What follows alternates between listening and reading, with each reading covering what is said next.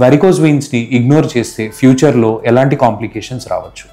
Varicose వెయిన్స్ని ignore చేస్తే అది గ్రాడ్యువల్గా స్టేజ్ 4కి ప్రోగ్రెస్ అవుతుందండి. దాన్నే మనం లైపోడెర్మటోస్క్లీరోసిస్ అంటాము. మన స్కిన్ అనేది నిదానంగా రంగు మారి నలుపొచ్చి చర్మం అనేది చాలా గట్టిపడిపోయి కాల్ చేసినట్టు అయిపోతుంది. సో ఆ స్టేజ్కి వచ్చేసరికి మనకు స్కిన్ అనేది ఇరిటేషన్ కూడా దురదలు వస్తాయన్నమాట. అలానే చిన్న దెబ్బలు తగిలినా కానీ పుండ్లు కింద ఏర్పడుతుంది. సో అది వచ్చేసి స్టేజ్ 5 ఇంకా స్టేజ్ 6 అల్సర్ అంటాము. ఇవి వెరికోజ్ వెయిన్స్ వల్ల వచ్చే కాంప్లికేషన్స్. దీంతో పాటు మనకు risk of deep vein thrombosis అని ఉంటుంది.